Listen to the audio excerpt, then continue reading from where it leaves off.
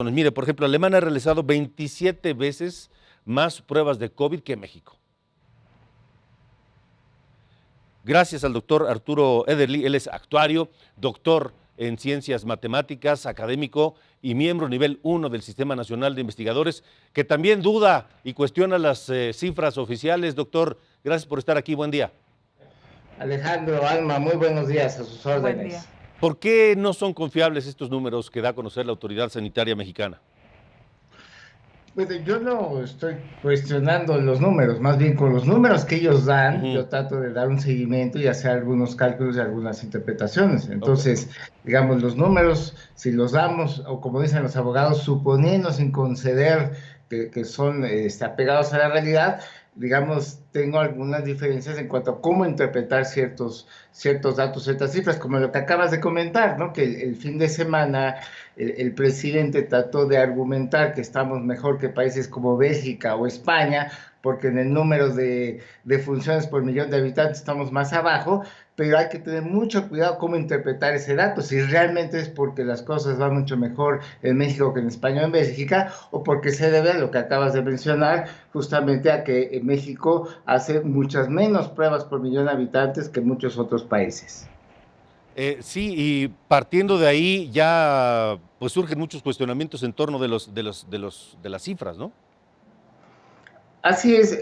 En general yo no soy muy amigo de andar comparando países porque son países muy distintos, ¿no? Entonces, por ejemplo, digamos, México, la única ventaja que yo le veo a México respecto a países como Bélgica o España es que tenemos una edad promedio más baja. En México anda como en 29.2 años, comparado, por ejemplo, con España, que es de casi 45 años. Entonces, son países más viejos, bueno, tienen esa desventaja, pero fuera de esa desventaja, tienen muchas más ventajas en cuestiones económicas y de acceso a la salud. Entonces, por eso creo que es muy importante ver las cifras de México. Son interesantes las experiencias de otros países, hay que verlas, pero no usar las cifras como para dar la impresión de que estamos mejor que otros países de Europa, sobre todo. Sí, yo daba hace un momento un dato y comparaba fechas, nada más fechas y números oficiales.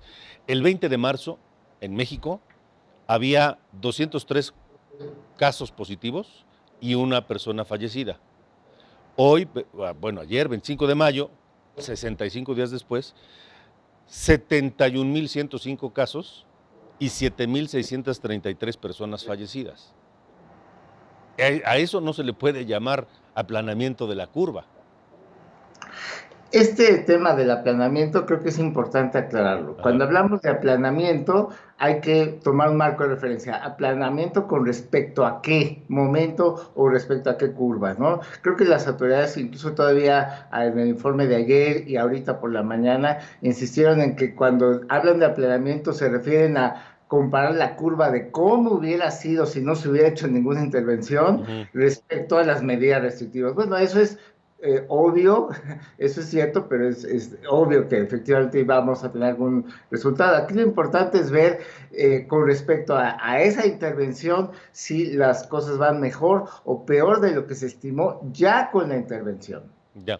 Ahora, sus números, sus cálculos, sus pronósticos, ¿qué nos pueden decir de aquí a el resto de mayo y junio, doctor?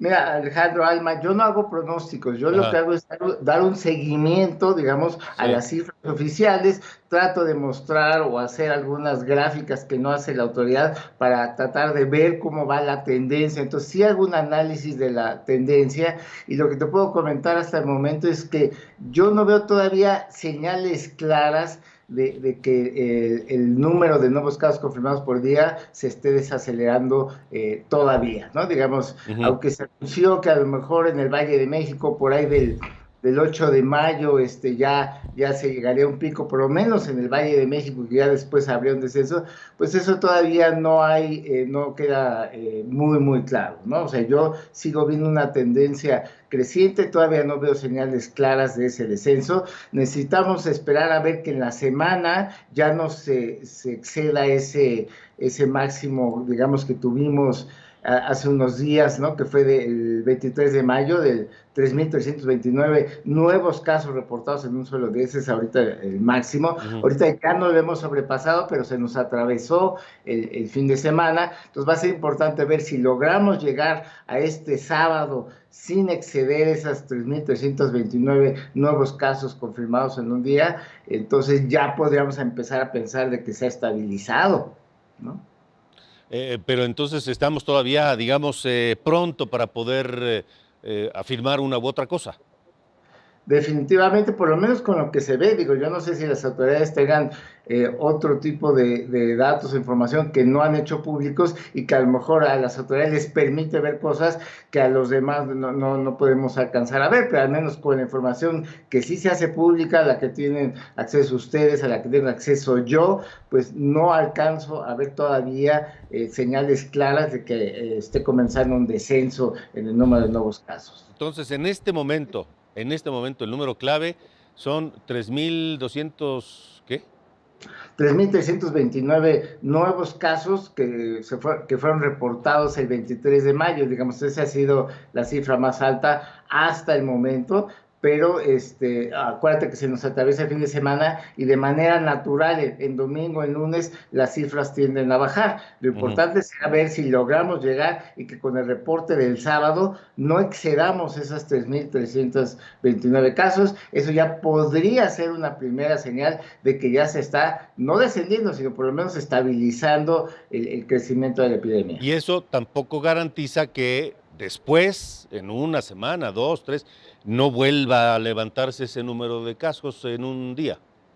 Esto ha sucedido y se ha observado en muchos otros países que aunque ya traen una clara tendencia descendente, de repente vienen ligeros repuntes porque justamente a partir de ese descenso muchos países han buscado retomar sus actividades o al menos parcialmente, y el regreso, aunque sea parcial a actividades que estaban suspendidas, pues inevitablemente genera algunos repuntes, esto se sabe, y por eso es que el descenso muy probablemente va a ser mucho más lento que el ascenso. De acuerdo, doctor Arturo Ederle, gracias por haber estado con nosotros.